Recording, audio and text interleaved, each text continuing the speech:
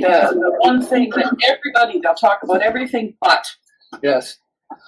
Well, anyway, they're developing nanoparticles to cross the blood-brain barrier or the placental barrier, and they're studying it, and they can't get placental material to be like placental material. And I'm going, well, they need to look at it from a physical standpoint. They know about shear stress in vascular cells, so they have a clue. But I don't know. They're trying to collect material from the end of pregnancy for this, and maybe it's the end of their lifetime. These cells. I don't know. Anyway, they're having trouble. Anyway, that's what the email was about. Yeah. Okay. I'll have to check into that in the origin of life literature, because there's some stuff on ferritin particles which would be nanoparticles with getting into primitive cells or protocells, things before there was life. So I'll be looking into that. Okay, well, it's just, they're definitely doing this. They're out of pharmacy at the University of Manitoba. Yeah. Well, they could be treading on dangerous ground. Well, okay. Because you don't want to cross the brain barrier. Pardon? Usually you don't want to cross the brain barrier. Or the placental. No, you don't want to cross the placental barrier either. No. Maybe you should invent a nanobot that collects nanoparticles. Yeah, to help things. See if the kidneys will get them out. Yeah. I'm not kidding, because I had a student a long time ago who worked on a nanobot that went inside cells. Okay. Yeah. Well, no, I can see where you could do that. It's just really kill the cells. She ended up working for the company which is now named ComSol. Oh, okay. Yeah, and I'm using ComSol. I'm fighting with ComSol. I forgot. What was ComSol's previous name? MATLAB? No, not MATLAB. No, MATLAB is associated with its development. Do you know, Bradley? I don't know. Yeah, it may be a product of MATLAB, but... maybe. Maybe MATLAB. It's sort of where it started and then it branched off, but I don't know what it was called in between. Right. Yeah, it was under another name, I forgot. Okay. The multi-physics simulators. Yeah. So. Okay, we now have 3 Morgans. Yeah. Morgan, that will lead to an echo as soon as you turn your sound on. Well, just if you only turn one on, it's okay. But yes, yeah, one is fine. Yeah, I'm trying to talk to people at 100. 2. Doesn't work. You end up with feedback loops. So, okay, Bradley, I think we're done. Go ahead. Yeah. Welcome to the meeting. I'm glad to see everyone here. Dick and I just had a meeting about breast cancer physics and interesting topics there. A lot of interesting things going on in that area. So yeah. Other than that, I don't know if people have updates, if they want to mention anything they've seen in the literature recently or anything. I usually send you stuff when I get it. Yeah. Actually, I have some of that coming up. So I sort of have. I sent it to Dick, and should I try to refine that to find the literature behind that? They made. Mention the topic. Yeah. Well, there's 2 topics. One was blood cell differentiation. And in one case, they got long, thin cells and large flat cells when they added a cytokine to some precursor blood cells. So that was interesting because they got both cell types. And the other one was biomedical engineering lecture where there's someone in pharmacy working at my University of Manitoba, that is working on nanoparticles.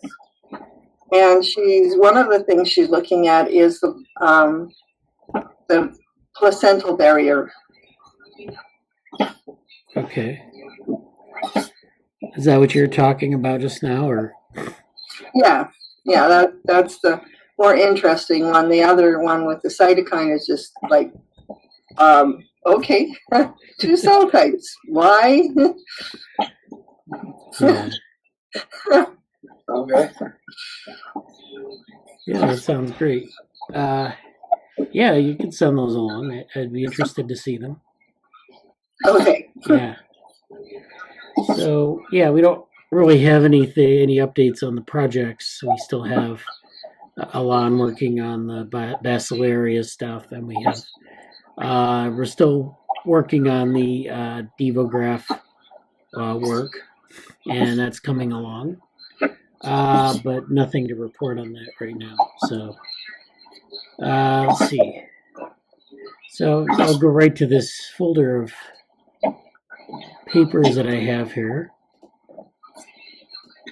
And a lot of interesting things going on this week with respect to C. elegans and some of the other things in the literature. So I know Dick sent me one paper on, and this is on C. elegans. So there are actually 2 papers, but Dick sent me this one on multisensory processing in the C. elegans, and I thought that was interesting, especially with respect to, just kind of broader topics in what they call multisensory integration. So this is a review article from the journal Brain Sciences, and they have it's called Multisensory Integration in C. elegans in Comparison to Mammals. So they do, and it's a pretty broad comparison because C. elegans is much different than mammals in terms of the way their brains work and that. So, but anyways, they make this connection, and I find it interesting. So let me zoom into the abstract here.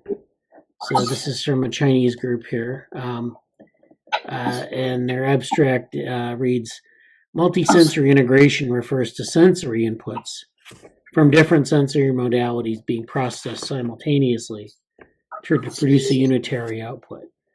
So what they mean by that is that you have signals from different sources, and they're coming into a single, like, integrator neuron of some type. And in C. elegans, it's usually some sort of interneuron. And then the interneuron puts out a signal that integrates those senses. So, for example, you can have in C. elegans, you can have a touch sensor and a chemical sensor, and those 2 things can come together and feed into an interneuron, and then the interneuron is producing a signal that is, producing what's integrated from that. Multisensory integration is known for being, for sort of having the super additive capacity, meaning that it's, you can add the 2 together and you can get a result. But what really makes multisensory integration special is that you can have the super additive effect. So you can have, if you were just to add in like your chemical sensing with your touch sensing, that would give you, sort of those 2 things overlapping. But in multisensory integration, it actually increases the amount of information that you have in a super linear fashion. So that's why it's special. And that's why they refer to it as multisensory integration. As for in mammals, we kind of think of this as sort of GIST for higher level cognition. So higher level cognition being like awareness or, being able to put information together in different ways. C. elegans, it's not clear that C. elegans has the capacity to do that. But it's interesting to see that multisensory integration exists in a very simple nervous system like C. elegans. So I want to talk about multisensory processing, and this will be an example in C. elegans. And so it's somewhat similar in mammals, but if you think of these circles as brain regions instead of individual neurons, then that's basically what happens in mammals. So in C. elegans, you have these sensory neurons, which are established on the outside of the body. So they're interfacing with the environment, and they're sensing all different types of things. So as we mentioned from that paper, they give a lot of examples of this. So you have a number of cells, and these cells have a nomenclature to them. And then they project information to these interneurons. And so there's a layering here where the interneurons are on the inside. And so since things are bilateral in C. elegans, as they are in mammals, we have one on each side. So we have these three hypothetical sensory neurons. The three on, they project to their corresponding interneuron. So these interneurons then are processing this information. They're taking in information from the periphery, and they're moving it forward into the central part of the connectome. Now in the paper, they mention that there's a postsynaptic modification here, potentially, that happens to modify what goes on in the interneuron, but the interneuron's main role is to integrate this information and give an output. So the output is going to be some sort of mathematical function. In mammalian multisensory integration, if you read a lot of the stuff by Stein, Barry Stein and some of his colleagues, they talk about this. There are different mathematical models for this. There's Ernst, who talks about this in terms of Bayesian models. So there's a Bayesian function that one can use. You can also use other types of models, but this idea that there's a super additivity. So let's use a sort of a simple numeric example. So say the level of input here is a 2 in this sensory neuron, and the level of input in this sensory neuron is a 5. And so if it's simply an additive function, then we would end up with a 7 at the interneuron, and the output would be a 7. But if it's super additive, we would have the same input at the sensory neurons, but then in the interneuron, it would be super additive. So instead of a 7, we would have a 10 maybe. And it's just basically a super additive result. Maybe, you have things like that the information is concurrent, it's amplifying itself, or that the information is different enough so that it generates new information. So for example, if you have a vibration and you have a chemical stimulus, those things can be put together in a certain way so that it creates new information. And so this is super additive. And when they talk about super additivity, it's usually something about like a it's some sort of electrical response. So they can actually measure it neurophysiologically. So this is super additivity. You can have additivity, you can have super additivity, you can also have subadditivity, where different pieces of information suppress each other. Sometimes it becomes less clear when you have two sources of sensory information what the actual output should be. And so that's where you have subadditivity. And again, that would be in this case where you would have, this would add up to 7. Subadditivity would be where this number 10 would be something like 4 or 5. So it's just a simple numeric example of how this works.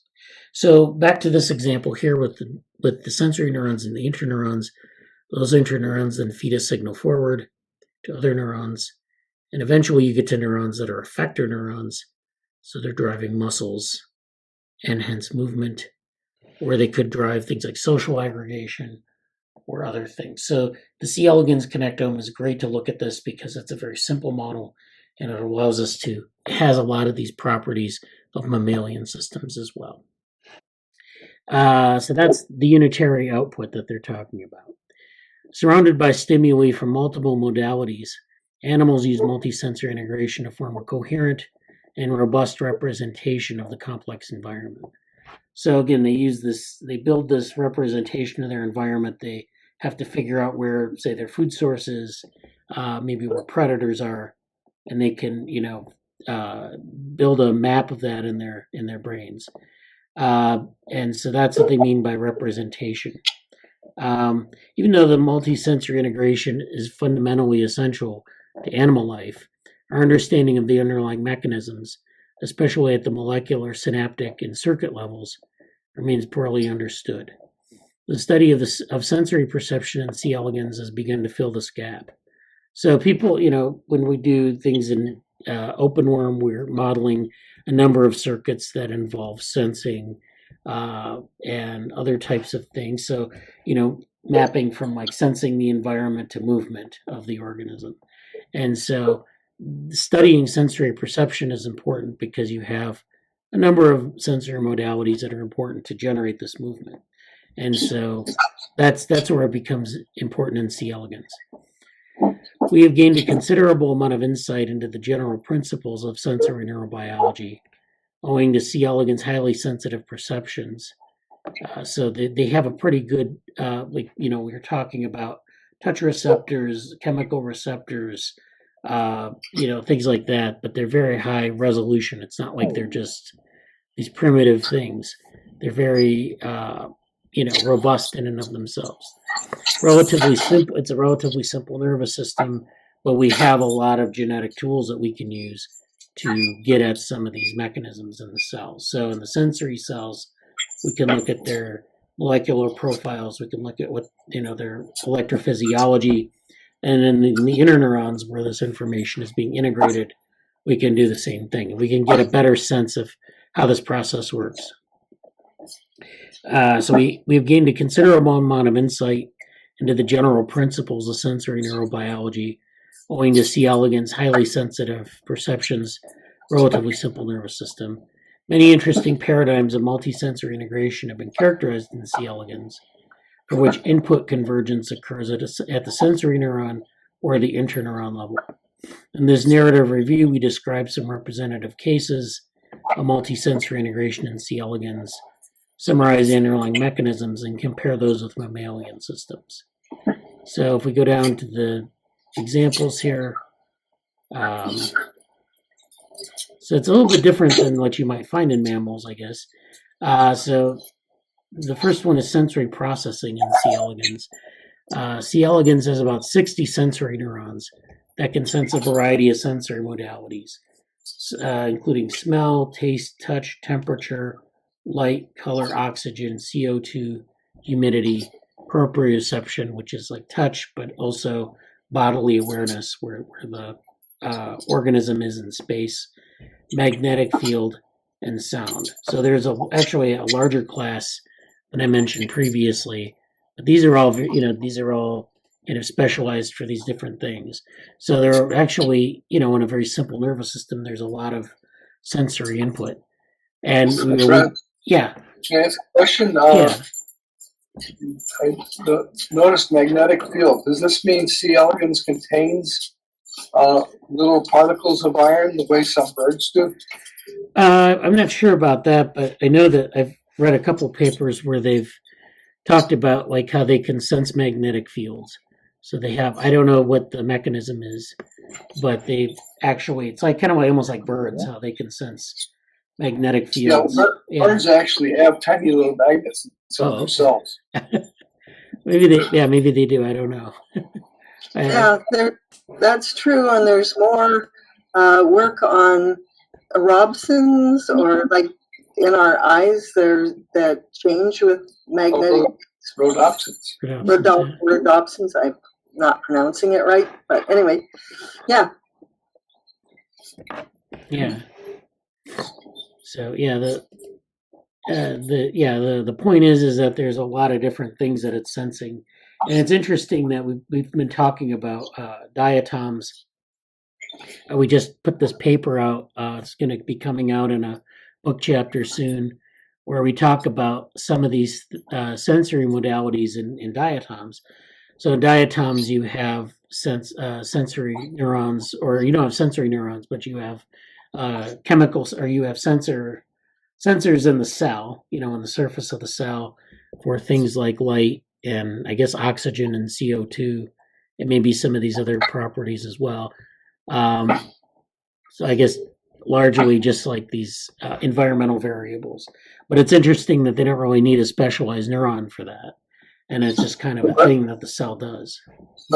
Bradley, what about gravity? Gravity? I don't think they have I don't know if they have sensation of gravity, but you mean in diatoms or in C. elegans?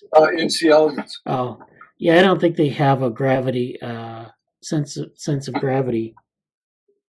But I don't know if that's like maybe something that they're using, like a combination of proprioception and position or what. But Okay. why would you ask that? I mean, just curious. Oh, because some diatoms are supposedly gravitaxic. Oh, okay. Yeah, I don't think C. elegans is, but And, we certainly yeah.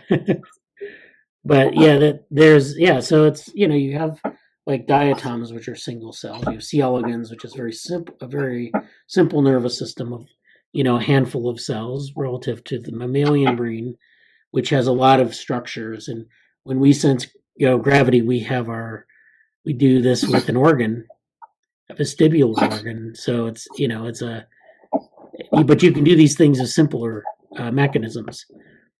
And so okay. Would you remind me, what's the length of a C. elegans? It's about I'm blanking. I want to say about 2 millimeters, maybe. 2 millimeters. Oh, okay, that long. Okay. Well, maybe 1 millimeter. I can't remember exactly. Okay. Order of magnitude. Yeah. So, all right. So for each environmental stimulus assayed in isolation, the fundamental neural circuit is well characterized, and the corresponding behavioral output is generally robust. So that gives you this idea that there are these single modalities that get processed from the sort of the sensory neurons, which are in sort of the outer layer of the organism. Then you have these interneurons, which are what those neurons feed to, and that's where we're interested in this integration. So we have sensory processing. We have these different protein receptors that can sense stimuli. So the neurons actually can be very highly specialized in different ways, and it depends on the protein receptors on the cells. So it's like basically maybe a similar mechanism to diatoms, but you also have that connected to a network of cells. So you usually have multiple cells that can sense the environment instead of just doing it in a single cell. And then it kind of talks about signal transduction and the organization of the sensory system from all modalities is vastly different in C. elegans compared to mammals due to its numerical simplicity. So in olfactory sensation, you have a pair of three different neurons. So AWA, AWB, and AWC, and then you have a pair of each of those. So you have 6 neurons, and these 6 neurons serve as the primary odorant chemosensory neurons.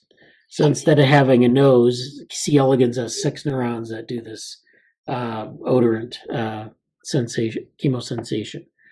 And so, worms are likely to express around 100 GPCRs, which are these protein receptors, as presumed odorant receptors. So each of these cells, they have I guess it's in each cell, they have about 100, or across the cells, you have about 100 of these protein receptors expressed. And so those are the things that are enabling this sensation.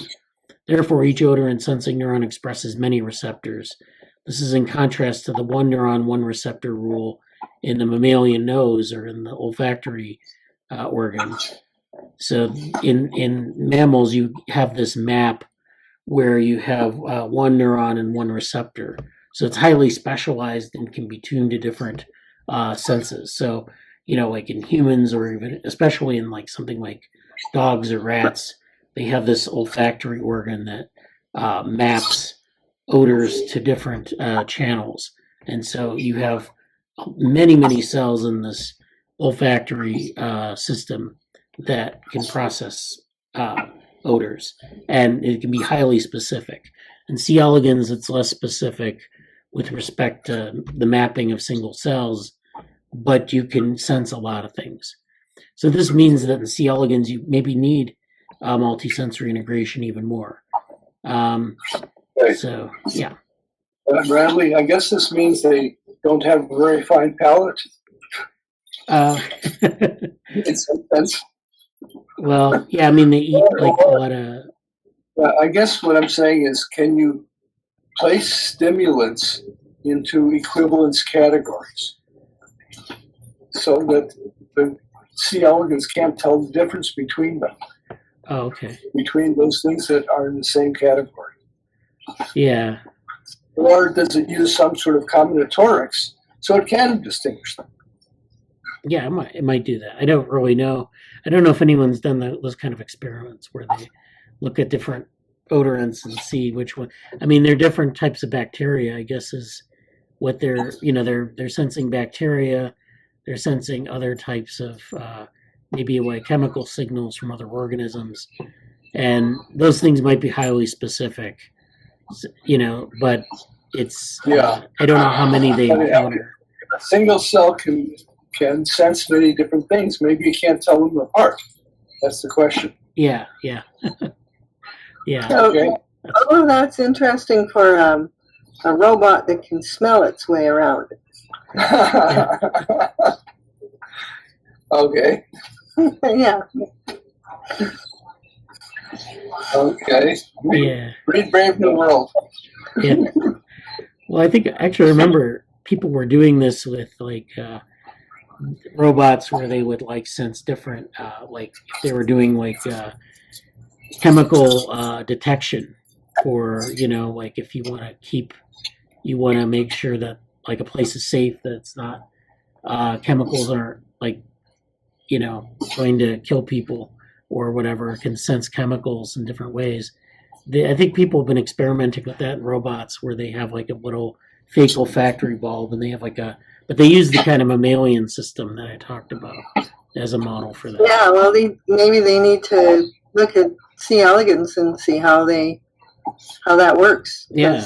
It's simpler. Yeah. Oh, well, we'll send you back to the lab, Brad. Yeah.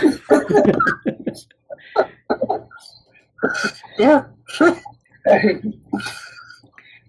So the point, I guess the other connection they're making here is that interneurons comprise the largest group of neurons, which is probably the counterpart of higher brain regions in mammals. So these sensory neurons, they send their information to these interneurons, where this is where you get this integration. So it's not clear what they're doing exactly with respect to the combinatorics, but the combinatorics are going to be sort of the things that are maybe important that you sense maybe with vibrational stimuli can be integrated and made more important. So like if you're facing some predator, and C. elegans do have predators, or you're facing some, maybe big rich vein of bacterial food, you can, encounter it and engage with it. Or if you're, conversely, if it's toxic bacteria, then you can back away from it. So there are all these different signals that they can use and integrate them. And so they talk about the interneurons being divided into a first layer, second layer, and commander interneurons. So there are different types of interneurons that exist in C. elegans. It's a very important part of the connectome in general. There are a lot of different types of interneurons that do different things. So I don't want to make this sound like they're generic interneurons. They do a lot of different things. And then sensory neurons project to different layers of interneurons and converge into 5 commander interneurons that control muscle movement. So there's an immediate mapping between like sensory inputs, the interneurons, maybe another layer of interneurons, and then the muscles. And so this is, a very simple circuit. Brandon, do these different layers develop simultaneously or different times? In terms of the connectome, they emerge at different times. I think the interneurons kind of come on later. So you get certain, I can't remember the sequence of events, but I think that, they get wired, I guess, sequentially. So, but they don't really start to do anything until after hatch. So most of the connectome is wired up by the time they actually do anything like this. Oh, I see. So there really isn't an opportunity to do pre-hatching experiments? I don't think so. I think a lot of the connections are really going to be post hatch. I mean, at least in the way the connectome works, if we were to compare it with an adult connectome. Okay, so you can't. In other words, you can't do the connectome versus time. I don't think so. Okay. Yeah. Okay. So, hello, Alon. How are you? Good. Sorry for being late. Oh, no problem. Another meeting. Yeah. Well, we're just going through these papers on C. elegans. So we're going through this paper on multisensory integration in C. elegans. C. elegans performs multisensory integration. There's integration at the level of sensory neurons, and again, you'd have to get into a lot of the details of different neurons. So in C. elegans, you have a nomenclature of different neurons. You have they'll give you a series of letters here, like ASH, and that actually has a very specific function in every C. elegans. So it's not like the mammalian nervous system where you can have plasticity and then the cells kind of proliferate and act as a population. These circuits are very specific to certain neurons. So for example, the ASH neuron pair is the main nociceptor sensory neuron, which mediates avoidance responses to noxious stimuli. So, it's one of these things that if I encounter something that's noxious, I avoid it. So that might mean backing up, or that might mean moving my trajectory. So you can see how the ASH neuron is important in kind of directing the muscle to do certain things. But many sensory neurons are polymodal, which means that they can sense an array of aversive cues. So they can, sense all sorts of different types of cues, like nose touches. If you take like what they call a worm pick and you tap a worm on the nose, it'll move back. There are repellent chemicals, of course, and other types of things that they sense in the soil when they're living in the soil. And so, but interestingly, after ASH activation, C. elegans can separately process stimuli from different modalities by innervating different downstream postsynaptic receptors.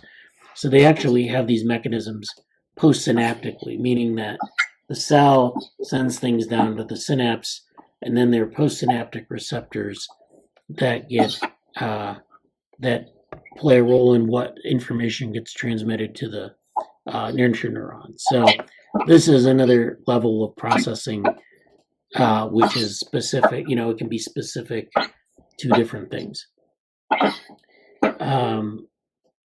So this is a figure here showing these polymodal neurons, stimuli from different modalities, polymodal sensory neuron, and then there's an output to behaviors. In B, you have a hub and spoke circuit. So this is a different type of circuit where you have different things in the environment that are being sensed. They're being integrated into an interneuron. And this might have an effect on social behavior aggregation of worms into groups. And then you have this third one, which is a two-circuit layer, which is where you have these outer neurons, which sense different things like odorants and amino acids and touch. They get integrated into these different interneurons, and then it gets integrated here into this black box, and then there's foraging behavior. So you can see that even though you have, these highly specific cells and circuits, and then about 300 neurons total in the connectome, that they do there are a lot of different ways they can process information.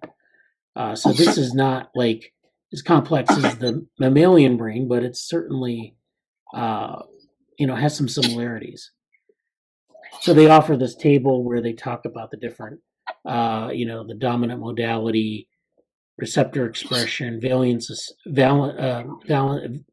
of stimulus, which is where they just talk about what is the stimulus, positive or negative for the organism, the common method of measuring neural activity, type of neuron membrane potential.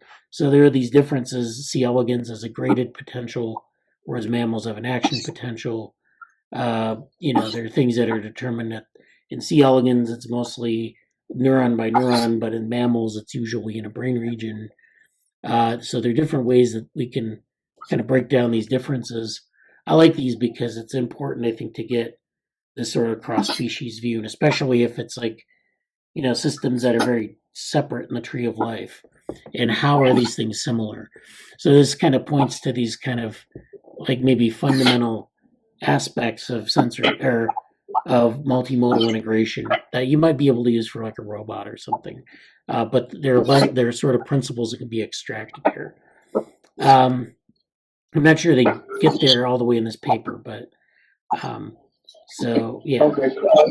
Question: are the sensory neurons distributed over the whole surface of the body?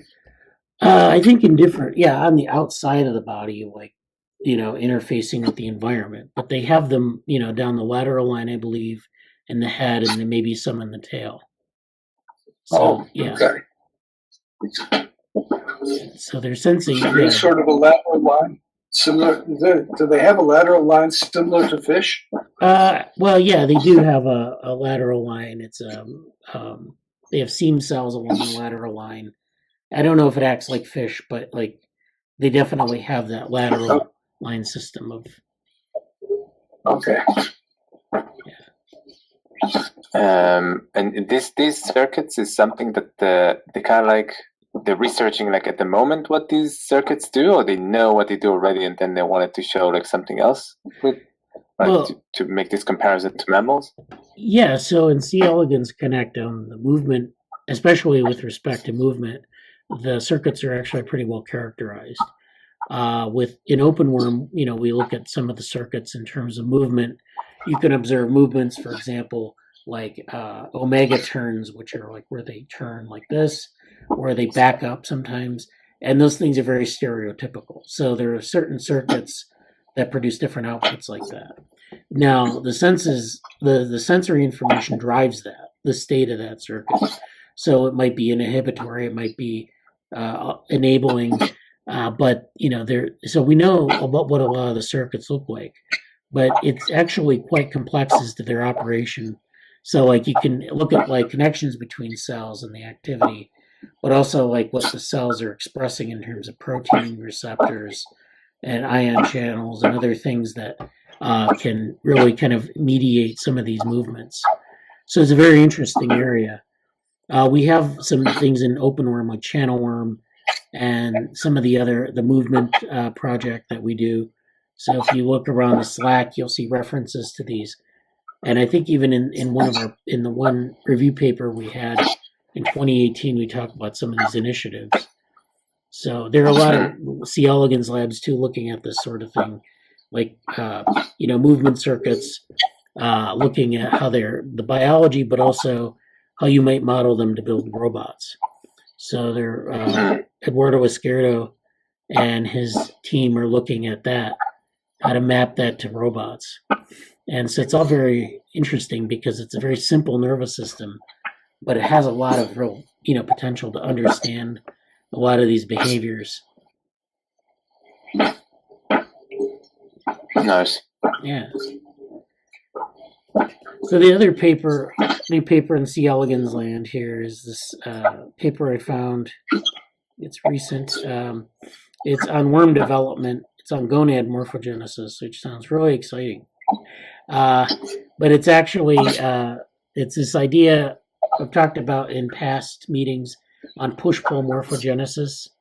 So it's where you have this sort of buckling of epidermal cells, and they form like patterns. So you can have buckling of an epidermal layer of cells, and they can form these patterns of like stipple patterns or like grooves or something like that. And so the idea is that they're pushing on each other. There are forces involved. There's also gene expression in the cells, and it's sort of enabling this more physical interaction between the cells and this sort of transformation. So it's a kind of an interesting way. It's not like Turing chemical morphogenesis. It's not exactly like the standard morphogenesis that we think about. It's a little bit different mechanism for pattern formation. So in this case, though, they're saying that push, not pull, is responsible for gonad morphogenesis. So in C. elegans, the gonads are, of course, important for reproduction.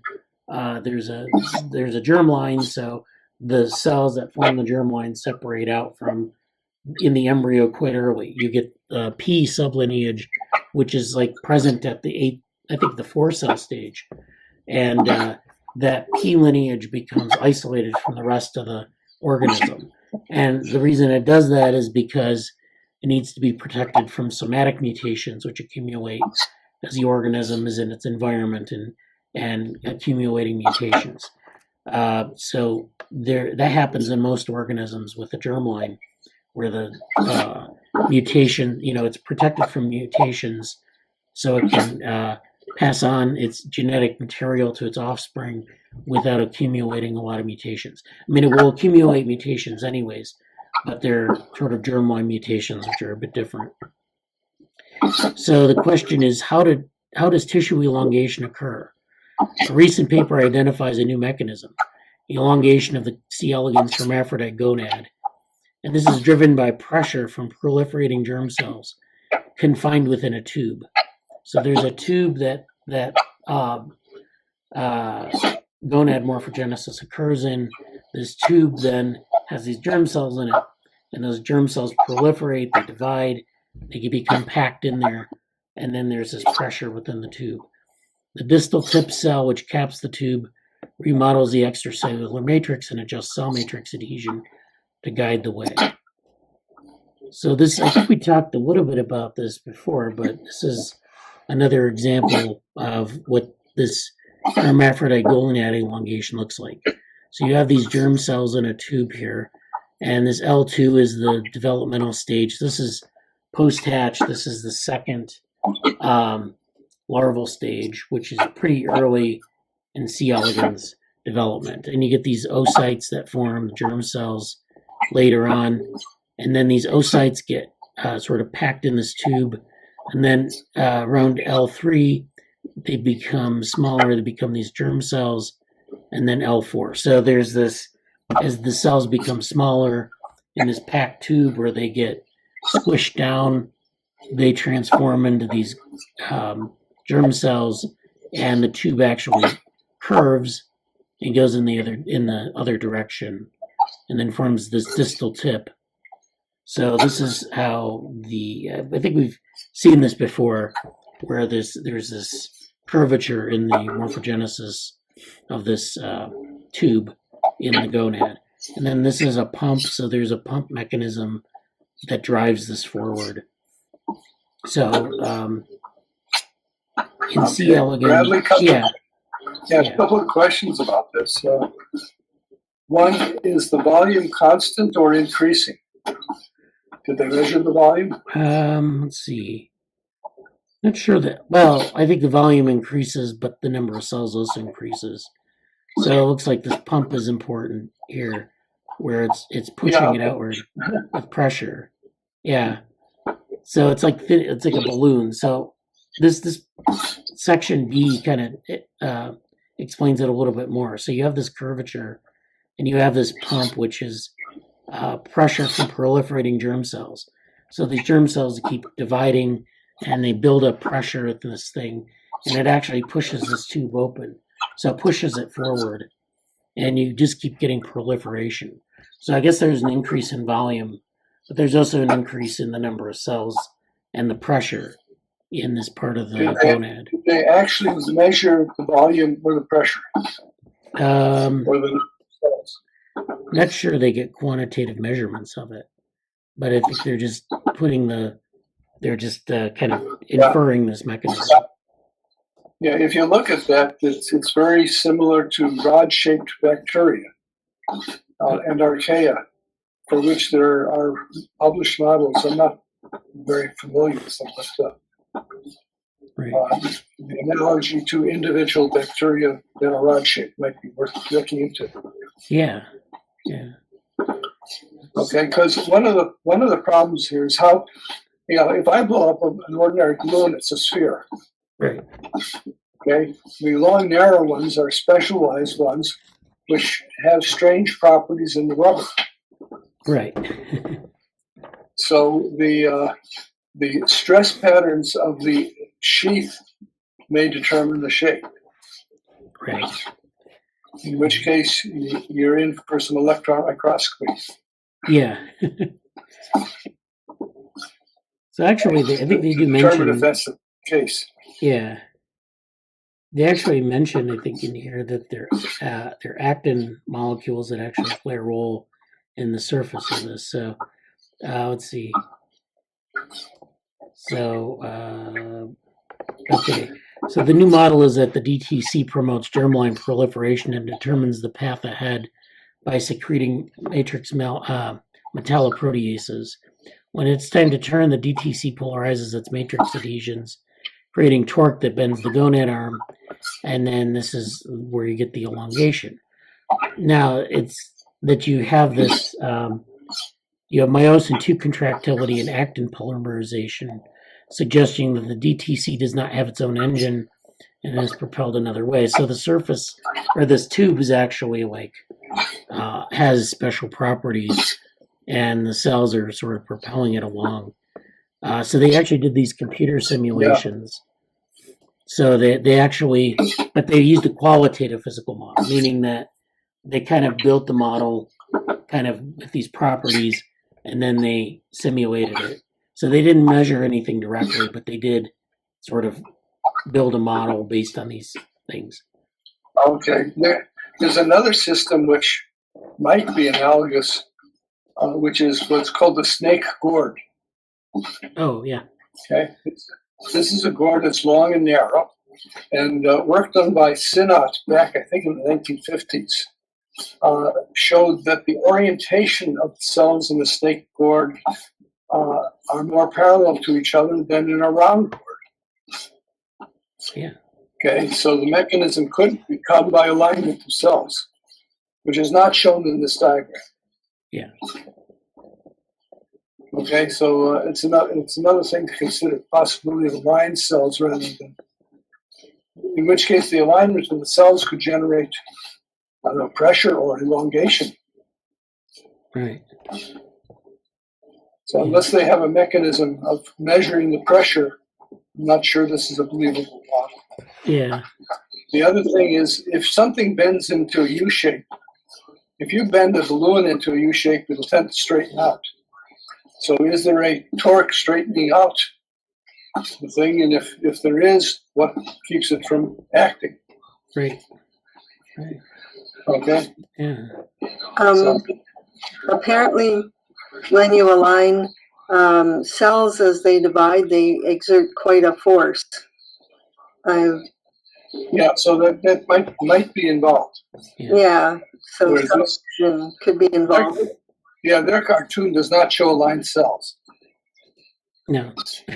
Yeah, and I've been taking a mini course on edX on cell cytoskeletons, since that's what I'm studying. I figured I might as well see what I knew.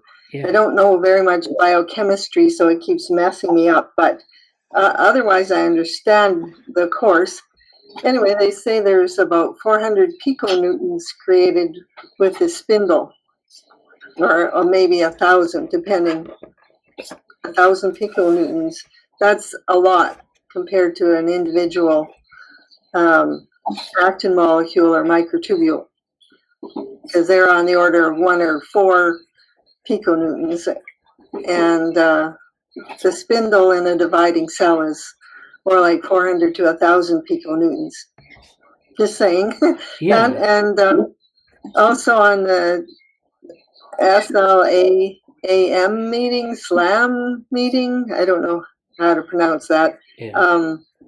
The woman studying cells last week said that there was a cell division orientation of tissue elongation.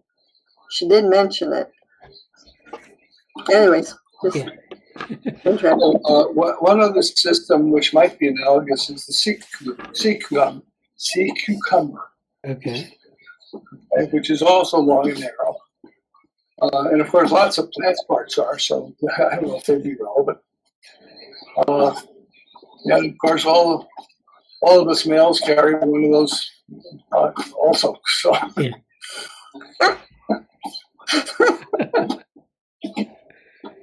Yeah. So this is I'll shut this off here. Not hear me cackle loudly. Anyway, it's okay.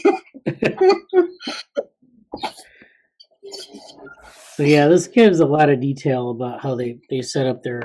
It's sort of a qualitative model, and then they build this this simulation that kind of shows how this works. But of course, there are other things that need to be in place.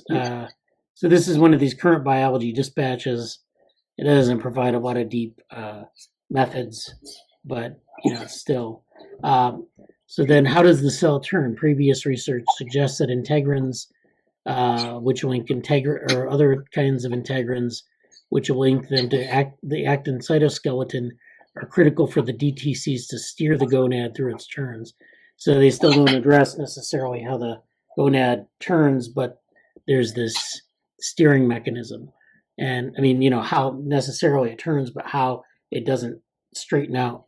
And I imagine, I remember your balloon analogy. I can visualize that balloons kind of, when you blow them up, they can curve and then pop back out to a straight line. So there are other things that are probably involved. And then, so there are a number of questions that come out of this. A lot of this is structural biology, but still, there are a lot of questions about how, cells stop migrating. And this is something, if, people are interested, there's a lot of literature, maybe not very much known about how these processes stop. How do you end up with a certain number of cells and then that's it? What are those mechanisms? And there are a lot of work's been done on kind of like, this sort of programmed cell, that there are a certain number of divisions that happen and then that's it. And it's usually, people have thought, well, it's some sort of chemical signal, but, we don't really know exactly what the mechanisms are in some of these systems. So yeah, this is a nice overview here. And this is based on a recent paper. So this paper is in Developmental Cell from Ronan, Zeidelbar, and colleagues. So actually, I don't know. Let's see if they mention it here in one. Okay, in one.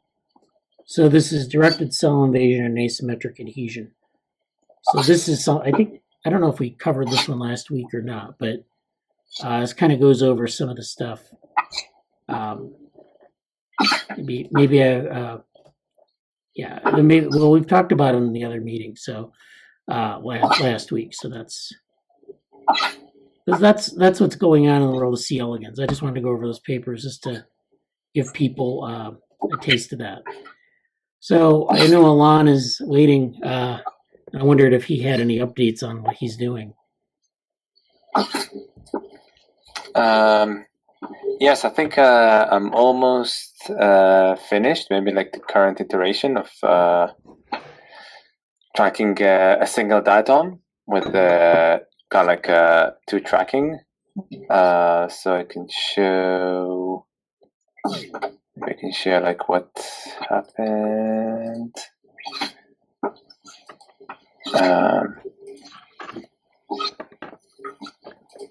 Yeah, so I kind of like just did everything in the devlog that I still producing, and Yeah, I kind of like there were some tasks that we talked about last time, and I kind of like finished kind of like almost like everything. So I transformed like to the scale. I scaled the pixels into. Last time I was ending with kind of like tracking like a 1 pixel within a diatom, and now I transformed it from pixels to micrometers with the scale that Thomas provided me. I rotated it to one axis using the polar coordinates and kind of taking the beginning of like each trajectory and producing that. And also I duplicated it to more than one tracker to kind of like use like as many trackers as you want within a diatom or like just like in general. And let's see if I have something to show. Yeah, sharing the screen. Can you see my screen? Yes. So here I kind of like tracked like two points within like single diatom, and then I added more points in more diatoms. The problem was that I can kind of like maybe fix later that once one tracker point is kind of like missing. So for example, if I'm tracking like a point, for example, like here, and then it kind of reaches the end of the screen, and then it dies. That's kind of understandable. But then like I was kind of like writing a kind of like an aggregation, like just like simple kind of like loop that kind of like takes and collects all the points. But then like once a single tracker died, there's a problem with that to connect like which points and like in the different trackers. Like once you go up down from like 9 tracking points to 8. Yeah, but anyway, I kind of like wrote that to do in the next. So one thing is kind of like just to do like something if a tracker kind of goes to the end of the screen.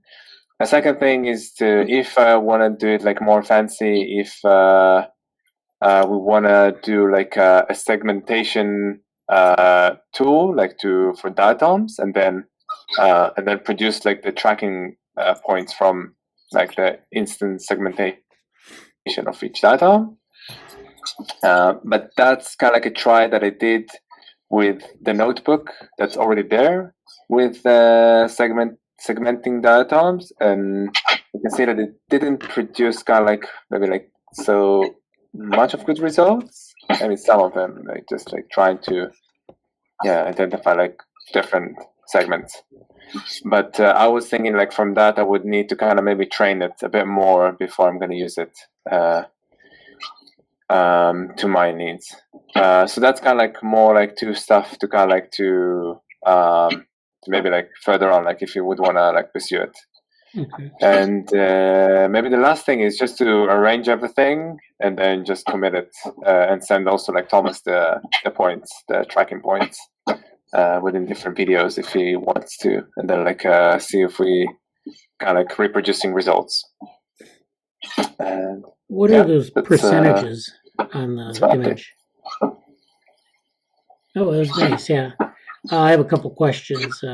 So in that image, what are the percentages that you have? This one? Yes, yeah, that one right there. Yeah, so to be honest, I don't exactly know what the percentages are. I just used the notebook of the instant segmentation from the project, the Bacillaria project. There's a folder instant segmentation there, so just used it. So I can check this. Then, I think it's like accuracy or something, but I didn't know where you're getting your algorithm from. So this is the algorithm that was being used there. So that they had I think it's going to be percent accuracy or something like that, but not sure. Okay, yeah, probably like an accuracy, like a prediction, like maybe like how kind of like sure the algorithm thinks it is. Yeah, because it's really matching. Well, it's not matching. It's like it has a model of what that cell should look like, and then it's trying to match it up.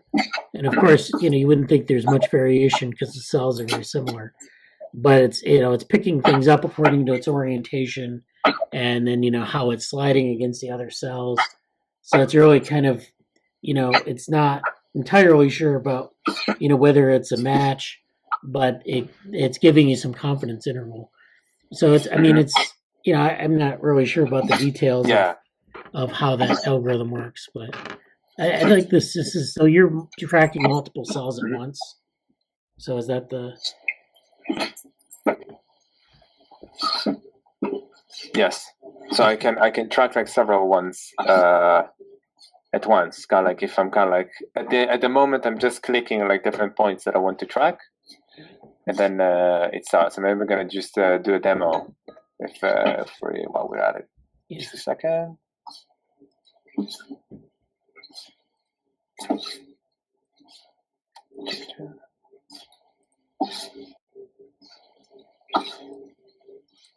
So I'm just sharing my screen again. That's the script at the moment. There are like loads of lines, but maybe I can show the interesting bit. Yes. Okay, so if I'm running the script, it opens the window, and then it says like, oh, like just like left click, you just like select like points that you want to track. So I know that this is the diatom that kind of like comes like from the beginning to the end of the screen. So I just clicked like both of them, and then it kind of produces the points or like the pixels that I want to track. And I can maybe click here and click another one here. And then now I'm pressing Q just to kind of like just to start the program, the tracking program. And there's a flag saying if I want to show the video.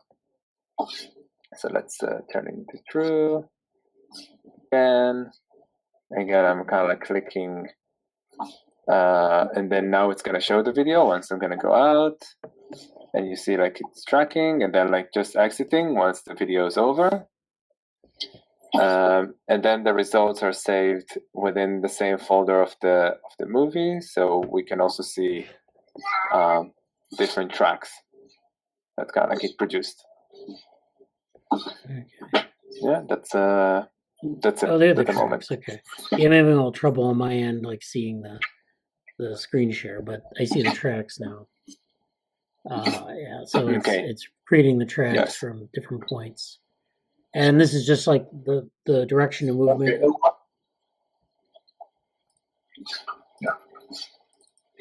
Yeah, that's the direction. That's the starting point, and that's the end point, like for each track. Like the little circle says the end. Oh, I just took a phone call.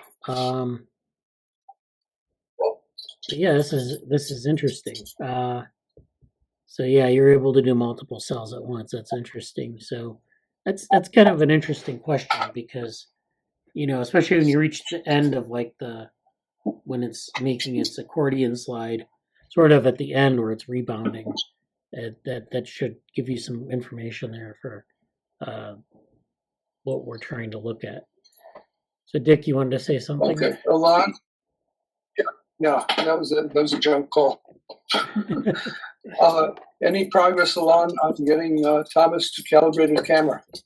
Yes. No, I think I didn't contact him yet. So I'm gonna finish this and then send it to him. Yeah. Okay. Yeah, I think the only way to do that would be turning the microscope so it's horizontal, and then using Stokes' law. Okay, because Stokes' law is the only thing I can think of where you guaranteed uniform velocity. Okay. Yeah. So I think that's going to. It has to be done before we publish this because it's how should I say? It's proof that it's not an instrumental error. Right. Yeah. Okay. I'm kind of more like thinking about this tool and like tracking like Bacillaria automatically, and I was kind of thinking maybe like a next step, like so there's this step of kind of like using it to produce like this smooth movement kind of like what you say, like with kind of like first like saying that the camera is what the jitteriness of the camera, and specifying like how kind of like it moves. I can and then think of another way to do it without turning the microscope. If you put water under a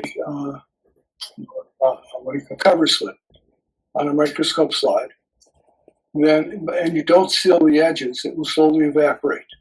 Mm-hmm. Okay? As it evaporates, there will be a stream of water, and if you have particles in that water, you can watch the particles move. Okay? Mm-hmm. So that will be done. That's one way of doing it. Now, it's not guaranteed to be uniform except for a short time, because as it evaporates, the motion of the water will change. But for reasonable times, it should be continuous motion. Yeah. Okay, so this is another way to handle the problem. You can tell if the particles are moving smoothly or not as the water evaporates. Cool. And another way that I thought like maybe this tool, once it's gonna go with the sorry, did you? Do you have any experience with microscopes? What'd you say? What'd you ask? Do you have experience with microscopes? No, haven't. You don't? Okay. Yeah, my parents bought me one as a kid, so I've handled them for a long time. I'm not an expert at it, but Thomas is more experienced than me. Thomas is much better. Okay, so you get this. You put a cover slip as a very thin sheet of glass.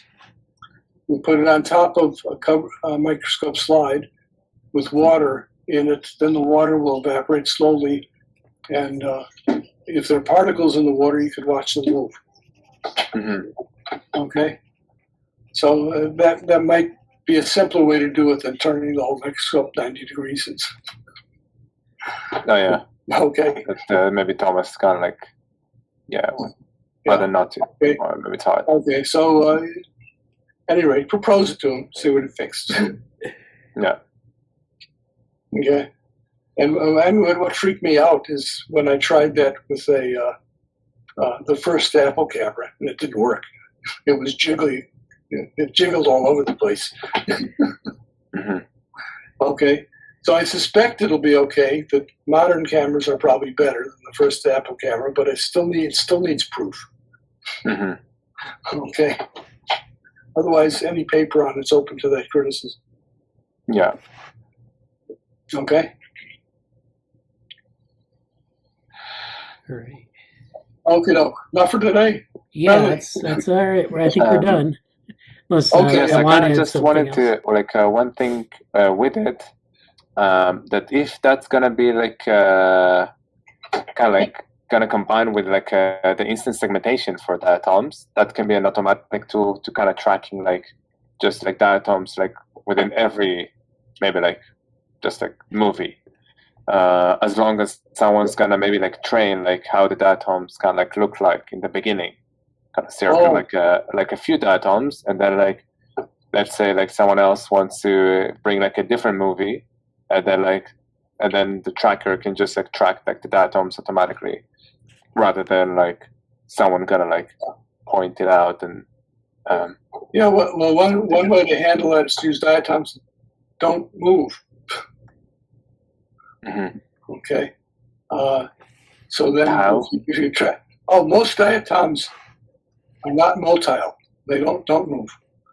Yeah, but what would you use it, the diatoms that don't move? Well, if they don't move, then if you track them, they shouldn't move. Yeah, no, I'm saying like if you want to train how a diatom looks like to detect it, like in the beginning. Yes, but you can get diatoms that look like Bacillaria, but don't move, and you could train on those. Different species. Yeah. I mean, like it's also like not a problem to train on moving parts as long as you just like tell the tracker what they are, because it's just like a series of photos, and in photos they're stationary. Yeah, there's a diatom, I forgot the name of it, but there's a diatom that looks like Bacillaria, but it moves just once and then it stops. Mm-hmm. Okay? Nice. So, use of that diatom might be useful. I don't know. Okay, but Okay. Yeah, that's it for me. Anyway. Okay. Yeah. Now I'd like to review an extra paper, and I think it will have a lot of relevance to the multisensory integration stuff and the gonad morphogenesis stuff we talked about in C. elegans. This paper is in mammals, but it should give you a good idea of how what they call stem cell niches work and how those work in organ morphogenesis as well. So this title of this paper is Cellular Shape Reinforces Niche to Stem Cell Signaling in the Small Intestine. So in mammalian cells in particular, not so much in C. elegans cells, a lot of your developmental stem cells have a niche.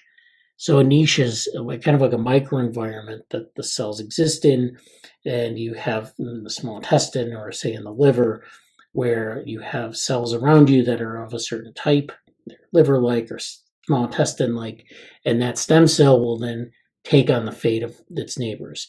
And there's a chemical milieu that's kind of controlling a lot of this. And so the cells will take on the fate. If you took the stem cell out of that environment and put it into another environment, it would take on a different fate. So really there's a reinforcement of the fate through this niche. But then also that niche is reinforced by other things. So it could be like, what the cells, how do you establish a niche in a developing organ? And so people have been interested in this idea of stem cell niche. It's possible to look at in organoids, it's possible to look at in culture, but it's really hard to kind of replicate. This paper talks about cellular shape as reinforcing niche. So the abstract reads, niche-derived factors regulate stem cell tissue. So we talked about what niches are, and niche-derived factors are things chemical factors that exist in that niche. And so they regulate tissue stem cells. So they're stem cells you find, precursor cells in different organs, in different tissues. And then these factors are going to play a role in enforcing that fate. But apart from the mechanosensory pathways, and we've talked about those in terms of the gonad and in terms of multisensory integration, the effect of niche geometry is not well understood. So they're interested here is in niche geometry, or the shape of the niche and its geometric properties. We use organoids in bioengineered tissue culture platforms to demonstrate the conical shape of LGR5+ small intestinal stem cells. So this is a type of small intestinal stem cell. LGR5 is just positive for a certain marker that defines that cell type. They have a conical shape. So they're using organoids and bioengineered tissue culture. So they're using what I just mentioned. So those are the tools that we're using. We're not doing it in vivo. And this facilitates the conical shape facilitates their self-renewal and function. Inhibition of non-muscle myosin 2 driven apical constriction, which is a form of pattern formation and physical constraint, altered Alicea shape and reduced niche curvature and stem cell capacity. So there's this non-muscle myosin driven apical constriction. This is where there's a constriction in the morphogenesis of this niche. This is or of the tissue. This is altering the shape of the niche and reduce the curvature and stem cell capacity of that niche. So we have some natural morphogenetic process that's altering the shape of the niche. Niche curvature is decreased in aged mice. So we're looking at mice. We're looking at aging. So we see that there's a decrease in this niche curvature, suggesting that suboptimal interactions between old ISCs, or intestinal stem cells, and their niche develop with age. We show that activation of NMIIC, which is this NM, which is non-muscle myosin, and then IIC, physical restriction to young topology, improves in vivo regeneration by old epithelium. So if you restrict physically to some young topology, so in other words, if you rejuvenate the topology to something found earlier in life history or in development, you get this regeneration capacity increased. We propose that the increase in lateral surface area of ISCs induced by apical constriction promotes interactions between neighboring cells. in the curved topology of intestinal niche has evolved to maximize signaling between ISCs and neighboring cells. So this curvature actually brings cells into contact chemically and signaling wise. And so it actually enables regeneration and other functions of differentiation to occur. So this is really interesting, this architecture of the niche within the tissue. So let's see if there are any figures. That's probably usually a good place to go to really understand this. So this is a composite figure. With A, we have immunostating of an intestinal crypt. So this is the intestinal crypt where you have stem cells that emerge and they have to differentiate.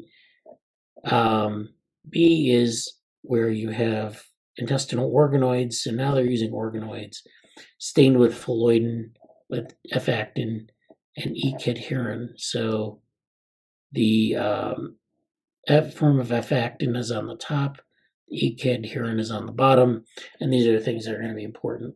These molecules are going to be important later.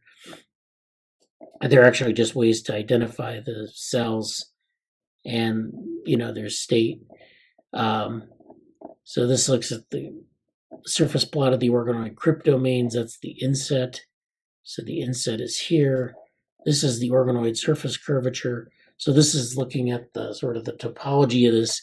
And you notice that it curves like this. You have these buds or other things, and there's a lot of curvature in this surface. So this is actually something that, and you can see that there's a relationship between some of these factors here that are stained for and this curvature. So you can see the E-cadherin is important in the curved parts of this structure, and F-actin is largely found in the middle of the structure. So you can see that it actually affects the distribution of these factors. In C, we have quantification of ISC, ETA, and PANETH cell morphology in organoids. So this just tells us like the cellular dimension in terms of microns. So it's a measure of like the topology, and you can see that there's a difference here in these different conditions. D is the sagittal plane of the isolated crypt. E is where you have MYH9 knockout induced 2 days after passage, and so then they have some of these strains in the mouse-derived organoids. So you can see here that you have E. So you can see. Let me see if I can get up here. Okay.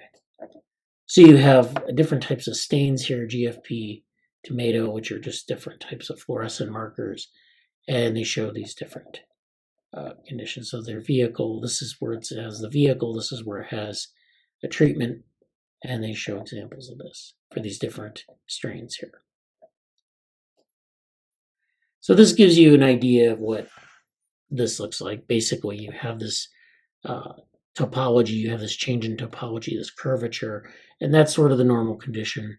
And then what happens in aging is that this curvature decreases, and so you get less of this sort of activity, and it sort of impacts regeneration. So the crypts are not as accessible, and the cells aren't getting the kinds of signals they need. Those are disrupted, and so you don't get the regeneration. What they're arguing is if you restore that geometry, that topology, you can restore regeneration. Because the stem cells, are able to make their way into that milieu and get the signals that they need to become mature cells. So let's see.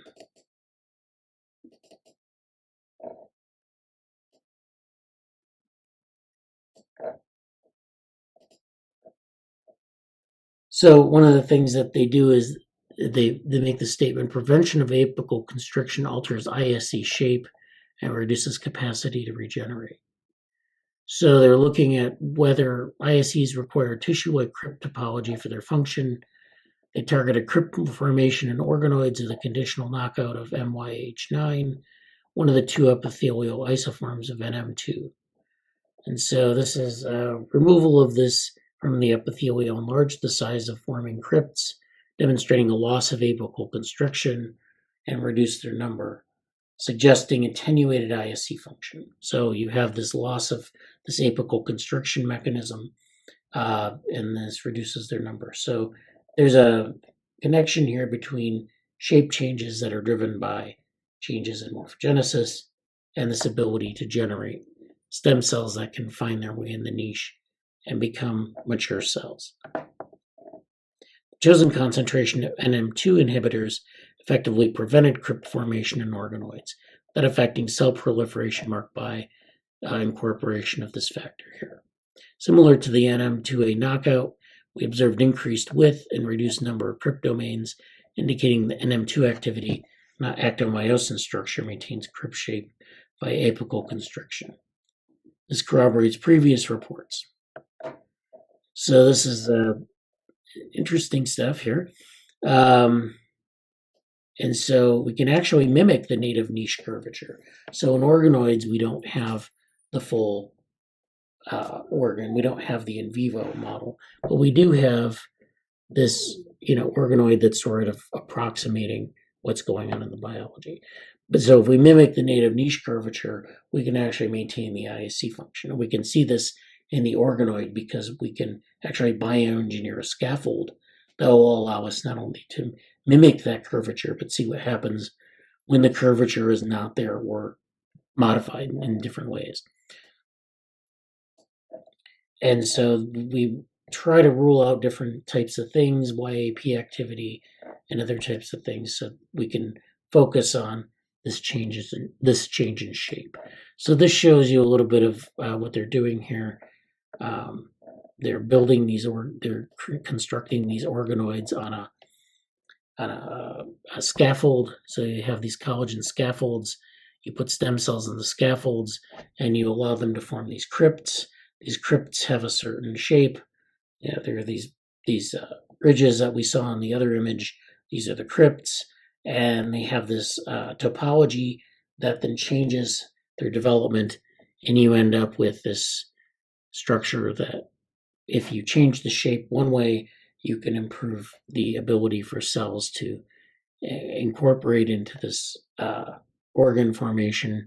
And if you disrupt the shape, if you disrupt the topology, you can have them go the other way. So this is basically showing how this works in an organoid model.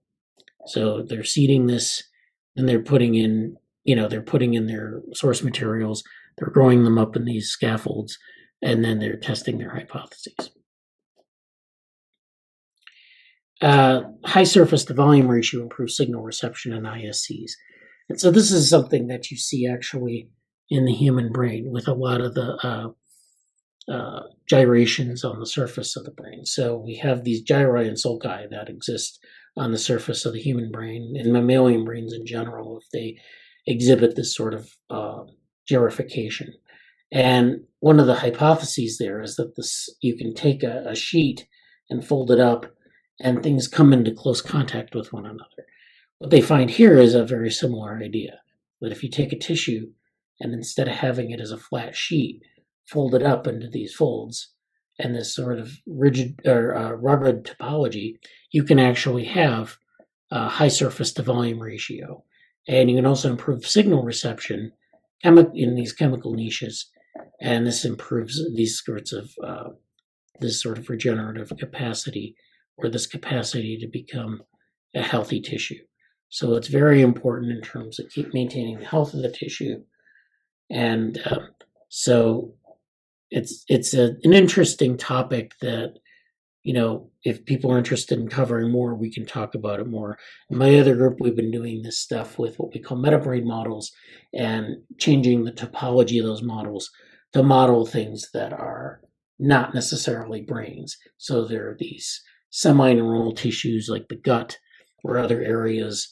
And this is exactly kind of what they're talking about here, where you have a lot of curvature in the tissues, and those tissues are, we need to build computational models that replicate that ability to differentially communicate based on these changes in topology.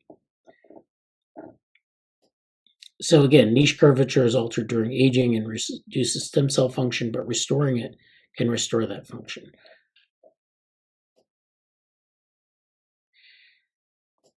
And so I think that's enough for this paper. I think we've, again, this is something that's done in organoids. So, it isn't, we're not showing this in an in vivo model, but I think the organoid model does enough to give us a good idea of how this works.